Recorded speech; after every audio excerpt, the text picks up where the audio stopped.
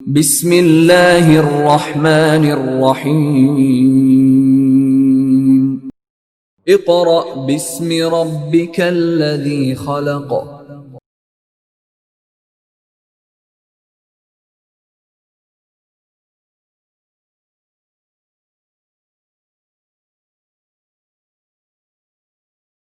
اعوذ باللہ من الشیطان الرجیم بسم اللہ الرحمن الرحیم۔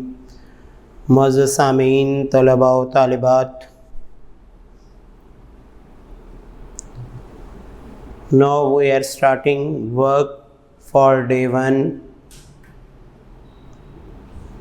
باب نمبر 1، سوال نمبر 2، نظریہ پاکستان کا مفہوم بیان کریں۔ سب سے پہلی چیز، نظریہ پاکستان کی بنیاد۔ نظریہ پاکستان جو ہے، اس کی بنیاد کس چیز پر رکھی گئی؟ دیکھیں بیٹا، نظریہ پاکستان کی بنیاد اسلامی نظریہ حیات پر رکھی گئی۔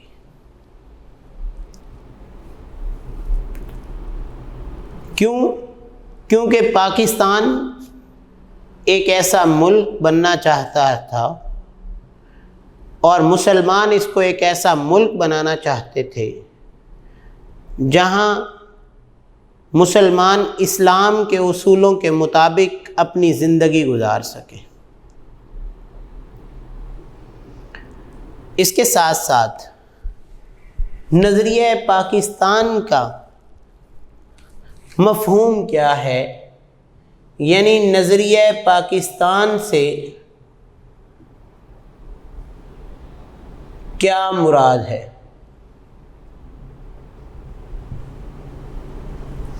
نظریہ پاکستان سے مراد برصغیر جنوبی ایشیا کے تاریخی حوالے سے مسلمانوں کا یہ شعور تھا کہ وہ اسلامی نظریہ حیات کی بنیاد پر دوسری تمام قوموں سے مختلف ہیں۔ اب وہ تمام قوموں سے کیسے مختلف ہیں؟ جس کو دو قومی نظریہ بھی کہتے ہیں۔ جس کے بارے میں سر سید احمد خان نے اپنے خیالات کا اظہار کیا، علامہ اقبال نے اپنے خیالات کا اظہار کیا، قائد اعظم نے اپنے خیالات کے مطابق اس کی تعریف کی، یعنی مختلف رہنماؤں نے دو قومی نظریے کی مختلف تعریفیں کی، اور ان سب کا ماخذ کیا تھا کہ برصغیر میں دو قومیں آباد ہیں۔ کون کون سی؟ ایک ہندو ہیں اور دوسرے مسلم ہیں۔ ہندو کیا ہیں؟ ان کے رہن سہن، ان کا طرز زندگی، ان کا کھانا پینا، ان کا پہننا مسلمانوں سے الگ۔ مسلمانوں کے نام رکھنے کے اصول، مسلمانوں کی اقدار، مسلمانوں کے کھانے پینے کے تمام عوامل، مسلمانوں کا لباس، یہ تمام چیزیں ہندوؤں سے الگ ہیں۔ حتیٰ کہ ان دونوں کی زبان بھی ایک نہیں ہے۔ ہندو ہندی زبان بولتے اور مسلمان اردو زبان بولتے تھے۔ لہذا نظریہ پاکستان کے لیے سب سے پہلے کیا چیز آئی؟ دو قومی نظریہ۔ اس کے بعد قائد اعظم نے کیا فرمایا؟ فرمان قائد،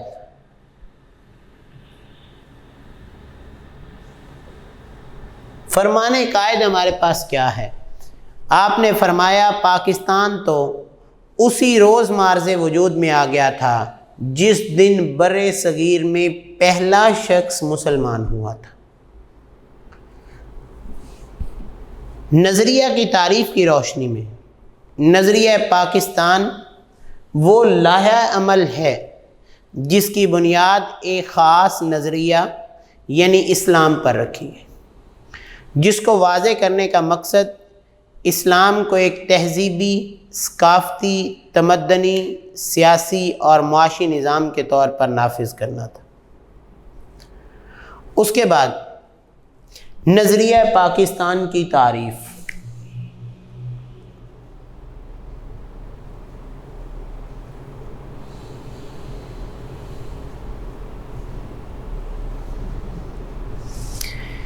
پاکستان کا قیام ایک خاص نظریے کے تحت عمل میں آیا، جو کیا کہلاتا تھا؟ نظریہ پاکستان کہلاتا تھا۔ نظریہ پاکستان کی حیثیت پاکستان کے وجود میں ایک روح کی ہے، جس کے بغیر پاکستان کے قیام کا کوئی تصور نہیں۔ لہذا اس کے مختلف رہنماؤں نے مختلف تعریفیں کی ہیں۔ کسی نے کہا نظریہ پاکستان سے مراد ایک الگ خطہ زمین کا حصول ہے، جس میں مسلمانان بر صغیر قرآن و سنت کی روشنی میں اسلامی قدروں اور نظریات کو محفوظ کر سکیں اور اپنی زندگیاں اسلام کے روشن اصولوں کے تحت گزار سکیں۔ کسی نے کہا تحریک پاکستان اور تعمیر پاکستان کے مجموعی تصورات کو نظریہ پاکستان کہتے ہیں۔ کسی نے کہا نظریہ پاکستان وہ نظریاتی بنیاد ہے جس کے تحت بر صغیر کے مسلمانوں نے اپنی شناخت، حقوق، علیحدہ وطن اور قومی فلاح و بہبود کے لیے جدوجہد کی۔ لہذا ہندوستان میں اسلامی دور حکومت کے دوران میں اسلام کی چند بنیادی اقداریں تھیں، جن کا بھی ذکر اسی سوال میں کیا جانا، یعنی اس سوال کا دوسرا حصہ کیا ہے؟ ہندوستان میں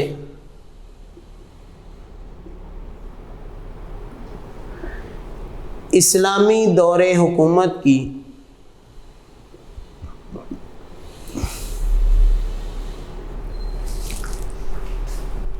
بنیادی اقدار کون کون سی ہیں؟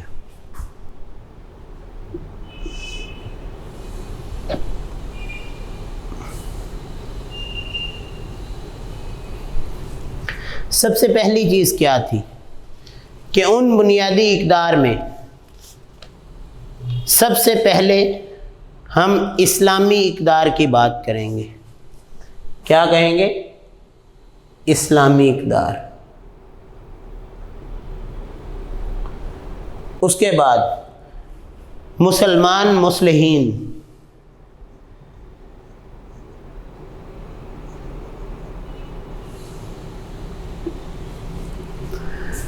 اور ان کے سماجی و ثقافتی حوالے سے نظریہ پاکستان کی بات۔ نظریہ پاکستان اسلامی جمہوریہ پاکستان کی روح ہے، یہ بات ہم پہلے بھی کر چکے ہیں۔ اس کی وجہ سے ہی محفوظ اور سلامت ہے۔ پاکستان کے وجود کا انحصار ہی نظریہ پر ہے، جس کی بنیاد پر یہ وجود میں آیا۔ پاکستان نے کیا کہا تھا؟ اس عوام نے نعرہ لگایا تھا، پاکستان کا مطلب کیا؟ لا الہ الا اللہ۔ بر صغیر کے مسلمانوں نے پاکستان اسی نظریہ کے تحت حاصل کیا تھا، اور یہی نظریہ اسے مضبوط اور مستحکم رکھ سکتا ہے، اور وہ سارے کا سارا اسلامی اصولوں کے نفاذ کے لیے پاکستان بنایا گیا۔ کہ پاکستان بنے گا، یہاں مسلمان اسلام کے اصولوں کے مطابق، قرآن اور حدیث کے مطابق، اللہ تعالیٰ کے احکامات کے مطابق زندگی گزاریں گے۔ لہذا سب سے پہلی چیز کیا ہوئی کہ یہاں میں اسلامی اقدار قائم کی گئی۔ بر صغیر کے مسلمانوں نے پاکستان کے مطالبے کے وقت یہ طے کیا تھا کہ اسلام کے سنہرے اصولوں پر مبنی معاشرہ بنایا جائے گا، جہاں اسلام کے تمام وہ قوانین لاگو ہوں گے جن کا تقاضا اسلام ہم سے کرتا ہے۔ وہ کون کون سے قوانین ہیں؟ سب سے پہلے یہاں رہنے والوں کا اللہ پر یقین ہوگا، اور جب کوئی اللہ پر یقین رکھتا ہے، اس کے رسول پر یقین رکھتا ہے، عبادات کو پورا کرتا ہے، تو پھر وہ کیا کرتا ہے؟ وہ انصاف سے کام لیتا ہے۔ لہذا پاکستان بنانے کا مقصد کہ یہاں کے لوگوں کے ساتھ انصاف ہو، مساوات ہو، آزاد ہوں، ان کے ساتھ رواداری کا رویہ اختیار کیا جائے۔ لہذا قیام پاکستان کے بعد قائد اعظم سے سوال کیا گیا کہ تقسیم کیے بغیر بر صغیر میں مسلمانوں کو اپنے مذہب کے مطابق عبادت کرنے کی آزادی ہے، تو پھر پاکستان کا مطالبہ کیوں؟ آپ نے جواب میں فرمایا، بھائی چارہ، مساوات اور انسانی دوستی ہمارے مذہب، ثقافت اور تہذیب کی بنیادی باتیں، چونکہ ہمیں ان بنیادی انسانی حقوق کے ختم ہونے کا خدشہ ہے کہ یہاں مسلمانوں کے ساتھ بھائی چارہ نہیں ہوگا، ان کے ساتھ مساوات کا رویہ نہیں استعمال کیا جائے گا، انسانی دوستی کو پس پش ڈال دیا جائے گا۔ لہذا اس لیے ہم نے پاکستان کی تخلیق کے لیے جدوجہد کی۔ اس کے بعد قائد اعظم رحمۃ اللہ علیہ کی نظر میں پاکستان کو ایک ایسا ملک بنانا تھا جہاں حقوق، انسانی آزادی، انصاف اور رواداری کار فرما ہو۔ اس طرح پاکستان دوسرے ممالک اور معاشروں کے لیے ایک مثال بن سکتا تھا، تاکہ وہ بھی اس کے نقش قدم پر چل کر خوشگوار اور فلاحی صورت اختیار کر سکتے۔ نظریہ پاکستان فلاحی اور مثالی ریاست کے قیام کی بنیاد سمجھا گیا۔ تو دیکھیں، اسلامی اقدار جو ہیں، جب ان کا نفاذ کرنے کے لیے ایک خطہ حاصل کیا گیا تو ان کو نافذ کرنے کے لیے مسلمانوں نے کیا کیا چیزیں سوچی تھیں۔ مسلمانوں نے یہی تصور رکھے تھے کہ اگر ہم ایک الگ خطہ حاصل کر رہے ہیں، وہاں پہ انصاف ہوگا، وہاں رہنے والے لوگوں کے درمیان مساوات اور برابری کا رویہ ہوگا، ان کے درمیان انسان دوستی ہوگی، وہ ایک دوسرے کا احساس کریں گے۔ اس لیے اگر یہ تمام چیزیں لاگو ہو جاتی ہیں تو ہمارا معاشرہ تو ایک مثالی معاشرہ بن جائے۔ ہر شخص دوسرے کا خیال رکھے، ایک مسلمان یہی سوچے کہ میرے ہاتھ اور زبان سے کسی دوسرے مسلمان کو تکلیف نہ پہنچے۔ اسی طرح ایک مسلمان یہی تصور کرے کہ جناب میری وجہ سے کوئی دوسرا مسلمان تکلیف میں نہ جائے، پریشانی کا سبب نہ بنے، تو کیا ہوگا؟ ہر کوئی ایک دوسرے کا خیال رکھے گا تو معاشرہ جو ہے وہ خود بخود ہی پرسکون اور ایسا معاشرہ جو دنیا میں ہمیں جنت محسوس ہوگا۔ لہذا یہ نظریہ پاکستان جو ہے، اس کی اصل روح یہ تھی کہ یہ اسلامی اصولوں کے مطابق خطہ حاصل کیا جا رہا ہے اور یہاں کے رہنے والوں کی زندگی بھی اسلامی اصولوں کے مطابق ہی گزرے گی۔ لہذا یہاں کے مسلمان جو ہیں، ان کے ذہن میں جتنے بھی خیالات تھے، ان کے مطابق پاکستان بنانے کے لیے کوشش کی گئی۔ اس سے اگلی بات، مسلمان مصلحین۔ بر صغیر میں دو قومی نظریے کی ابتدا تو مسلمانوں کی آمد کے ساتھ ہی ہوگی تھی۔ میں نے آپ کو بتا دیا کہ بر صغیر میں دو قومی نظریے کی بنیاد کب رکھی گئی؟ 19 سینچری میں سر سید احمد خان کے دور میں، اور پھر مختلف قوموں اور مختلف موقعوں پر اس نظریے کی وضاحت کی گئی۔ ترقی اور مضبوطی کے امکان کی صورتیں پیدا ہوتی گئیں۔ 1867 میں سر سید احمد خان نے صاف طور پر کہہ دیا کہ ہندو اور مسلمان الگ الگ قومیں ہیں، اور یہ بات میں آپ کو پہلے بتا چکا ہوں کہ نظریہ پاکستان سے مراد کیا ہے، کہ پاکستان یعنی بر صغیر میں رہنے والے لوگ جو ہیں، یہ دو الگ الگ قومیں ہیں، ہندو الگ ہیں اور مسلمان الگ ہیں۔ پر یہ اسی بات کی تصدیق جو ہے 1879 میں مولانا جمال الدین افغانی نے کی۔ پھر 1890 میں اس بات کی تصدیق مولانا عبدالحلیم شرر نے کی، اور 1928 میں مولانا مرتضی احمد مکیش نے مسلمانوں کے لیے الگ ریاست کے قیام کی بات کی، اور پھر علامہ محمد اقبال نے 1930 میں خطبہ الہ آباد میں مسلمانوں کی الگ ریاست کا تصور پیش کیا۔ اور جب اتنے لوگوں نے کہا، کس نے؟ سب سے پہلے ہم نے بات کی تھی سر سید احمد خان کی، اس کے بعد مولانا جمال الدین افغانی نے بات کی، اس کے بعد مولانا عبدالحلیم شرر،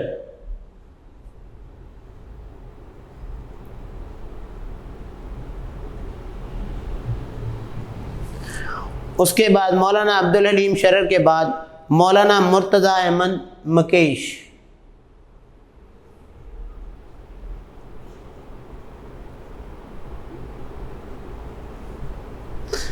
اب یہ 5 بندوں نے جب ایک بات کی تصدیق کی تو قائد اعظم نے ان سب کے خواب کو تعبیر دے دی۔ قائد اعظم نے ان کا جو خیال تھا کہ مسلمان ایک الگ قوم ہے، اس پر اتنا زیادہ کام کیا، اتنا زیادہ ورک کیا کہ ایک دن وہ آ گیا جو کہ 14 اگست 1947 کا دن، کہ پاکستان ایک الگ مملکت بن گیا۔ اب یہ ساری چیزوں کے پس منظر میں کیا چیزیں تھیں؟ بر صغیر کے مسلمانوں کے معاشرتی اور ثقافتی حالات۔ بر صغیر کے مسلمانوں کے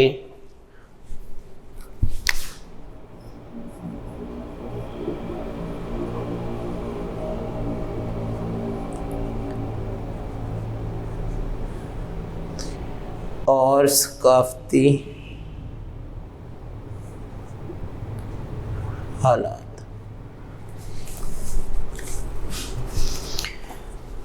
نظریہ پاکستان ایک مخصوص طرز زندگی اور تہذیب و ثقافت کی دعوت ہے۔ بلا شبہ برصغیر کی مسلم تہذیب و ثقافت پر اسلام نے گہرے اثر چھوڑے۔ برصغیر کے مسلمانوں نے منفرد نسلی و تمدنی تاریخ، ورثہ اور جغرافیائی ماحول کی وجہ سے بھی روایات نے نشو و نما پائی۔ ایسے تمام طریقے جو اسلامی تعلیمات کے خلاف نہیں تھے، وہ یہاں کے مسلمانوں کا ثقافتی ورثہ تھا اور آج بھی ہے۔ برصغیر میں دوسری قوموں کے ساتھ رہ کر مسلمانوں نے اسلام کے ثقافتی اقدار کا تحفظ کیا۔ اسلام اپنی روح میں ایک جمہوری نظام ہے، اس میں شورائی طریقے کو اہمیت حاصل ہے، یعنی مجلس شورا، مشاورت کا جو عمل ہے، اور اسلام میں قانون کی حاکمیت کو یقینی بنانا ایک اہم مقصد تصور کیا جاتا ہے۔ لہذا نظریہ پاکستان پر عمل کرنے سے ہی برصغیر کے مسلمانوں میں رواداری، انصاف، جمہوریت کی جڑیں مضبوط ہو گئی۔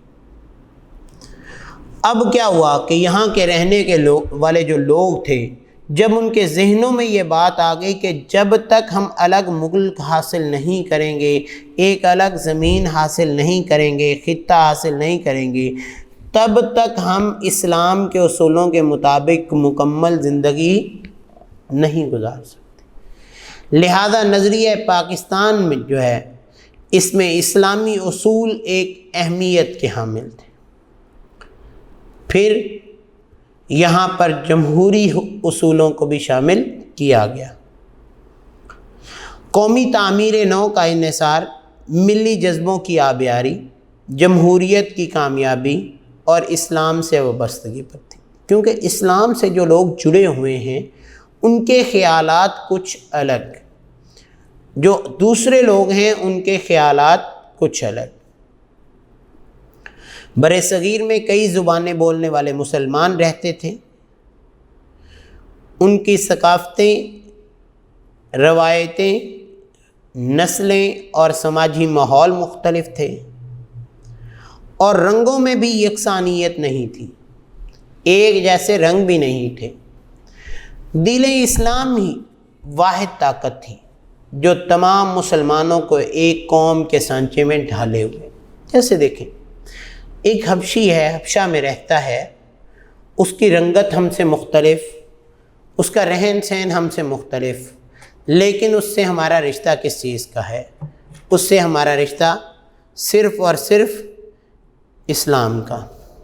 اسی طرح ایک شخص جو کہ ترکی میں رہتا ہے اور وہ ترکی زبان بولتا ہے، انہی کا لباس پہنتا ہے، لیکن ہمارا اس سے رشتہ کیا؟ اسلام کا۔ کشمیریوں کی ہم جنگ کیوں لڑ رہے ہیں؟ کیونکہ کشمیریوں کے ساتھ ہمارا رشتہ کیا ہے؟ لا الہ الا اللہ۔ بوسنیا اور فلسطین کے لوگوں کے لیے ہم امداد کیوں بھیجتے ہیں؟ کیونکہ ان سے ہمارا تعلق کیا ہے؟ اسلام کا۔ لہذا اسلام نے تمام چیزوں کو ختم کر کے تمام مسلمانوں کو بھائی بھائی بنا دیا، سب کا کانسیپٹ، سب کے خیالات ایک جیسے بنا دیے، اور مسلمان ہمیشہ اپنی پہچان اپنے مذہب سے کراتے تھے۔ علامہ اقبال نے مذہبی بنیادوں پر زور دیا اور کہا مسلمانان دین جو ہیں اسلام کی وجہ سے ایک ملت ہیں اور ان کی قوت کا انحصار اسلام ہے۔ انہوں نے مسلم ملت کے اساس کے حوالے سے حقیقی تصور پیش کیا، کیونکہ اقبال ایک شاعر، بلند پائے کے شاعر، انہوں نے یہی کہا تھا، اپنی ملت پر قیاس اقوام مغرب سے نہ کر، خاص ہے ترکیب میں قوم رسول ہاشمی۔ ان کی جمعیت کا ہے ملک و نسب پر انحصار، قوت مذہب سے مستحکم ہے جمعیت تیری۔ کہ وہ لوگ جو ہیں وہ ملک اور نسل کے انحصار پر چلتے ہیں، اور مسلمان جو ہیں قوت مذہب سے مستحکم ہیں۔ لہذا مسلمان ایک ایسی قوم ہے جو کسی بھی خطے میں ہیں تو ان کو ایک دوسرے کے ساتھ تعلق جڑا ہوا ہے۔ کانگریس اور انگریز حکومت کی مشترکہ قوت قائد اعظم اور آل انڈیا مسلم لیگ کے مضبوط ارادوں میں رکاوٹ پیدا کر رہی تھی، لیکن اس کے باوجود قائد اعظم ان دنوں سے مسلمانوں کو آزادی دلانا چاہتے تھے، اقبال کے خواب کو پورا کرنا چاہتے تھے، سر سید کے بیان کو پورا کرنا چاہتے تھے، مولانا جمال الدین افغانی کے دو قومی نظریے کو پورا کرنا چاہتے تھے۔ اس کی وجہ سے اسلام سے مسلمانوں کا وابستہ ہونا کیا بہتر تھا کہ ہندوؤں کی عددی برتری اور انگریز حکومت کی بے پناہ طاقت بھی ان کو روک نہ سکی۔ قائد اعظم اسلام کی سربلندی اور مسلمانوں کے تحفظ کے لیے مسلسل کوشش کر رہے تھے، اور مخالفتوں کے پہاڑ بھی ان کا راستہ روک نہ سکے۔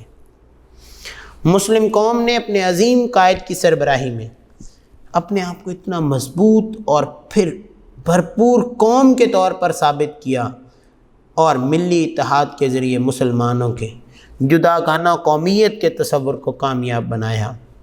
یہ نظریہ پاکستان تھا کہ تمام مسلمان جو تھے وہ اکٹھے ہو گئے، برِ صغیر کے جتنے بھی، وہ چاہے بنگال میں رہتے تھے، وہ سندھ میں رہتے تھے، وہ بلوچستان میں رہتے تھے، وہ جناب کوئی بمبئی میں رہتا تھا، کوئی جناب ادھر سے کراچی میں رہتا تھا، یا سرحد میں خیبر پختونخوا میں، پنجاب میں، کسی بھی خطے میں رہتا تھا، وہ ہر دوسرے مسلمان کو اپنا بھائی تصور کرتا تھا، اور ان سب کا نظریہ وہی تھا جو اسلام کا نظریہ تھا، ان سب کے خیالات وہی تھے جو اسلام کے خیالات تھے، اور وہ سارے خیالات نظریہ پاکستان کی بنیاد پر۔ اب جب یہ نظریہ اتنا عروج پکڑ گیا تو اس وقت ایک اسلامی ریاست کا تصور قائم ہو چکا تھا کہ پاکستان ایک اسلامی ریاست بنے گا۔ لہذا اسلامی ریاست بننے تک اور اس کے بعد یہاں پہ اقلیتوں کا کیا تصور ہوگا اسلامی ریاست میں؟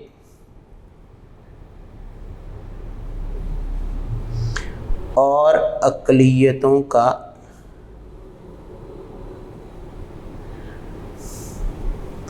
تحفظ۔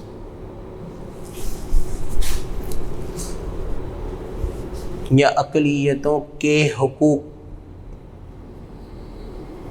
کا تحفظ۔ قائد اعظم نے دو ٹوک الفاظ بیان کیے کہ پاکستان ایک مذہبی نہیں بلکہ اسلامی فلاحی ریاست ہے، یہاں غیر مسلموں کو مسلمانوں کے برابر درجہ ملے گا۔ یہ نہیں کہ جیسے پاکستان بنا، ہندوستان کے ہندوؤں نے وہاں سے ہجرت کرنے والے مسلمانوں پر بہت ظلم ڈھایا، ان کے گھر چھین لیے، ان کے خاندان کے افراد کو مار دیا، ان کا مال و متاع چھین لیا، حتیٰ کہ وہاں سے پاکستان کی طرف آنے والی ٹرینوں کو آگ لگا دی۔ آپ کبھی پرانی ویڈیوز دیکھیں تو بیٹا آپ کو اندازہ ہوگا کہ کتنا ظلم و ستم ہوا تھا اس دن۔ لیکن پاکستان میں قائد اعظم نے کیا کہا کہ وہ آزاد اور خوشگوار فضا میں سانس لے سکیں گے، انہیں برابر کے حقوق حاصل ہوں گے، رواداری اور انصاف کے تقاضے ان کے ساتھ بھی پورے کیے جائیں گے۔ 11 اگست 1947 کو پاکستان کی دستور ساز اسمبلی میں آپ نے اسلامی ریاست کے تصور کی وضاحت کرتے ہوئے فرمایا، آپ عبادت کے لیے اپنی مخصوص عبادت گاہوں میں جانے کے لیے آزاد ہیں۔ یعنی اگر ایک عیسائی ہے تو اس کو آزادی ہے کہ وہ اپنی چرچ میں جا کر عبادت آزادی سے کرے۔ اگر ہمارے ملک میں کوئی مندر ہے تو ہندو کو یہ اجازت ہے کہ وہ وہاں جا کر اپنی عبادت کر سکتا ہے۔ اگر پاکستان میں ننکانہ صاحب اور لاہور میں گردوارے ہیں تو ایک سکھ کو اجازت ہے کہ وہ وہاں جا کر اپنی عبادت آزادی سے کر سکتا ہے۔ اسی طرح جس طرح مسلمانوں کو مساجد میں آزادی سے عبادت کرنے کی اجازت ہے۔ آپ کا تعلق چاہے کسی عقیدے سے ہو، ریاست کا اس سے کوئی تعلق نہیں۔ پاکستان کے تمام شہری مساوی ہیں اور انہیں مساوی حقوق حاصل ہوں گے۔ اب یہ قائد اعظم نے بیان کیوں دیا؟ تاکہ یہاں پر آنے والے جتنے بھی لوگ ہیں، جو مسلمان تو ہجرت کر کے آ رہے ہیں، یہاں رہنے والے ہندو اور عیسائی اور دوسرے مذاہب کے لوگ، وہ ہندوستان ہجرت کرنا چاہیں تو ان کی مرضی ہے، ہماری طرف سے ان پر کسی قسم کی کوئی پابندی نہیں ہے۔ پھر کیا کیا کہ نظریہ پاکستان سے آگاہی فراہم کی۔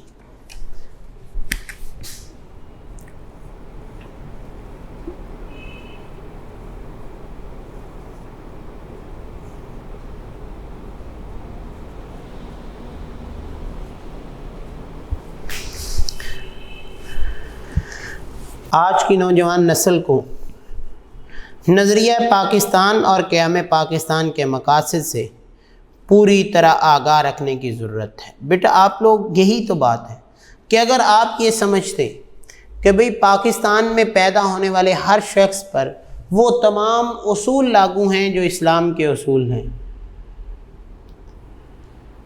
تو آپ پہلے دن سے نماز ادا کرتے، ایک دوسرے سے لڑائی جھگڑا نہ کرتے، انصاف کے تقاضے پورے کرتے، آپ رواداری کے ساتھ رہتے، صبر و تحمل کا خیال رکھتے، یہ تمام مساوات، برابری، سارے اصولوں پر اب آپ عمل پیرا ہوتے۔ جذباتی رشتے اور محبت کو جاری رکھنے کے لیے ضروری ہے کہ آج کی پاکستانی قوم کو نظریہ پاکستان سے پوری طرح آگاہی دی جائے۔ جتنے ہمارے بچے ہیں ان کو نظریہ پاکستان کی بنیاد کو سمجھنا چاہیے کہ ہم نے یہ پاکستان حاصل کیوں کیا تھا۔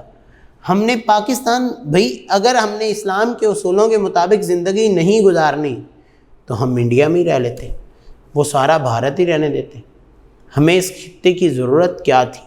قائد اعظم نے کیا کہا تھا کہ ہم ایک زمین کا خطہ نہیں بلکہ ایک ایسی تجربہ گاہ حاصل کرنا چاہتے ہیں جس میں رہ کر مسلمان اسلام کے اصولوں کے مطابق زندگی گزار سکیں۔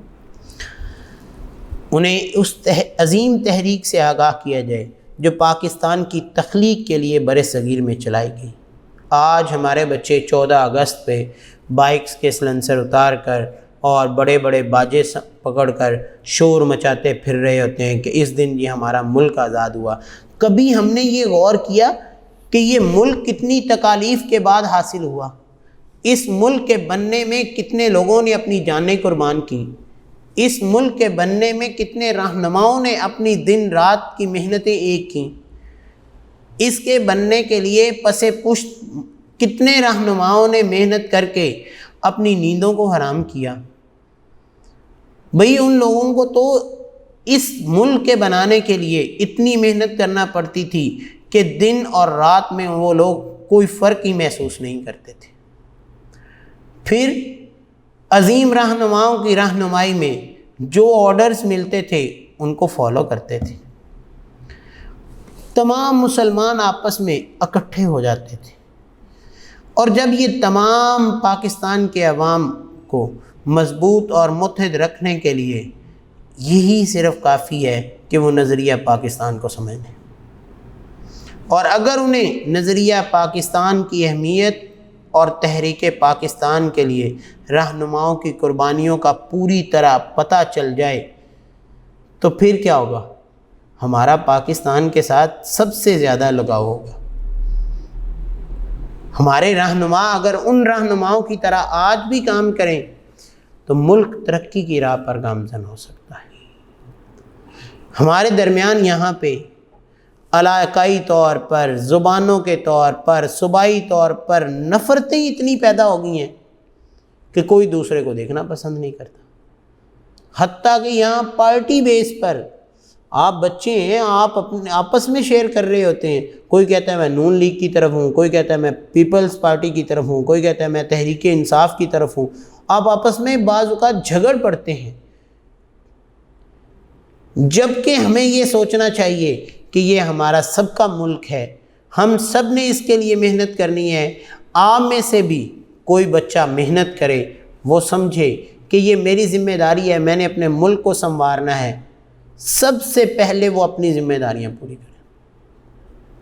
وہ جھوٹ نہیں بولے، کسی کے ساتھ ناانصافی نہ کرے، وہ مساوات کا رویہ اختیار کرے، بڑوں کی عزت کرے، چھوٹوں کا احترام کرے، اور اپنا دل پڑھائی میں لگائے، جس کے لیے قائد اعظم نے کیا فرمایا تھا؟ کام کام اور صرف کام۔ کیا فرمایا تھا؟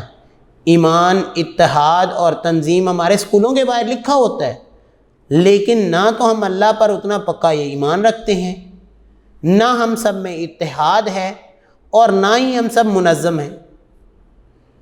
تو نظریہ پاکستان کی بنیادی جو باتیں ہیں ہم نے کبھی ان پر عمل ہی نہیں کیا، تو ہم کیسے ایک مضبوط قوم بن سکتے ہیں؟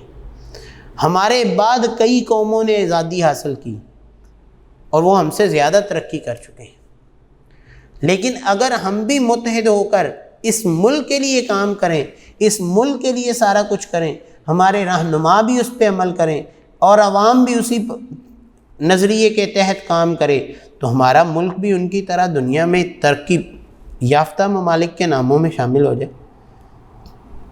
لہٰذا ہمیں علاقائی طور پر، زبان اور صوبوں کی سطح پر نفرتوں کے خاتمے کے لیے نظریہ پاکستان سے دلی لگاؤ پیدا کرنا ضروری ہے۔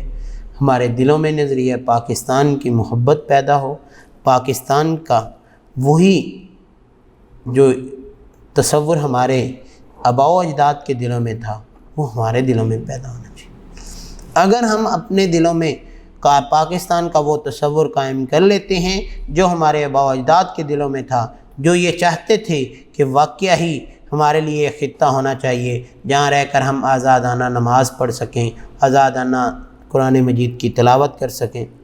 آج آپ دیکھتے ہیں حالات، کشمیر کے کیا حالات، مقبوضہ ہے نا، تو جو چیز مقبوضہ ہوگی، جس پر ہندوؤں کا قبضہ ہوگا، کیا وہ وہاں پہ آزادی سے نماز ادا کرنے دیں گے؟ وہ تو 8ویں دن جمعہ نہیں پڑھنے دیتے، اس پہ بھی حملے کر دیتے۔ ہندوستان میں مسلمانوں کو گائے ذبح نہیں کرنے دیتے، آپ یہاں قربانی پہ لاکھوں گائیں اللہ کے نام پہ ذبح کر دیتے ہیں۔ ہندوستان میں آپ کو اسلامی اصولوں کے مطابق زندگی گزارنے کی آزادی نہیں ہے، جبکہ آپ پاکستان میں رہ کر وہ تمام اصولوں کے مطابق زندگی گزارنا چاہیں تو گزار سکتے ہیں۔ تو یہی نظریہ پاکستان تھا۔ پاکستان کو حاصل کرنے کا تصور بھی یہی تھا کہ یہاں پر رہنے والے تمام مسلمان جو ہیں وہ اسلام کے اصولوں کے مطابق زندگی گزاریں۔ تو آج کا ہمارا یہ سوال بہت اہم ہے، جس میں سب سے پہلی چیز جو نظریہ پاکستان کی بنیاد ہے اس کو ہمیں سمجھنا ہے، نہ صرف سمجھ کے رٹا لگانا ہے بلکہ اسے اپنی زندگی پر بھی لاگو کرنا ہے۔ پھر اس سے مراد کیا ہے؟ اس سے مراد ہم نے سمجھا کہ دو قومی نظریہ ہے، کہ نظریہ پاکستان جو ہے اس کی بنیاد اس سے مراد یہ لیا گیا کہ بر صغیر میں دو قومیں ہیں، اور جو مسلمان قوم ہے ان کا نظریہ ہی الگ ہے، ان کا خیال الگ ہے، اور اس دو قومی کی نظریے کی وضاحت مختلف لوگوں نے مختلف موقعوں پر کی، جس کو پروان چڑھا کر قائد اعظم نے کیا کر دیا؟ ان کا خواب پورا کر دیا۔ پھر قائد اعظم نے اس کے بارے میں اپنے فرامین پیش کیے، نظریہ پاکستان کے مختلف لوگوں نے تعریفیں پیش کی۔ ہندوستان میں اسلامی دور حکومت جب قائم رہا تھا، جس کو ہم کیا کہتے ہیں؟ مغلیہ دور، تو اس دور میں کیا کیا اس وقت عوامل ہوتے تھے، اس کے بعد اس کی بنیادی اقدار کون کون سی تھی، اسلامی اقدار کون سی ہیں جو ہم پڑھ چکے ہیں کہ اسلام کے مطابق ہم زندگی گزاریں، اسلام کے مطابق ہم اپنے آپ کو ڈھالیں۔ لہذا ان اسلامی اقدار کے بعد مسلمان مصلحین کے بارے میں بات کی گئی، اور بر صغیر کے مسلمانوں کے معاشرتی اور ثقافتی حالات کے بارے میں ذکر کیا گیا، اور اسلامی ریاست ملک پاکستان ہونے کے باوجود یہاں پر اقلیتوں کے حقوق کی بات کی گئی کہ اقلیتوں کو حق حاصل ہوگا کہ وہ اپنی عبادت گاہوں میں جا کر اپنے عقیدے کے مطابق وہ عبادت کر سکتے ہیں۔ اور آخر میں نے آپ کو نظریہ پاکستان سے آگاہی فراہم کی کہ اگر آپ میں سے ہر شخص جو ہے وہ نظریہ پاکستان کے مطابق اپنی زندگی گزارے گا تو ہمارا ملک جو ہے وہ ایک پرسکون اور ایسا ملک بن جائے گا جس ملک میں رہ کر ہم پرسکون اور اسلام کے اصولوں کے مطابق زندگی گزار سکتے ہیں۔ لہذا اس سوال کو آپ نے اچھے طریقے سے یاد کرنا ہے، اور یہ سوال میں سے جتنے بھی شارٹ کوسچن بنتے ہوں آپ ان کو لکھیے گا تاکہ آپ اس کو پیپر میں بھی لکھ سکیں اور اپنی زندگی پر بھی لاگو کر لیں۔ آج کے لیے اجازت چاہتا ہوں۔ اللہ حافظ۔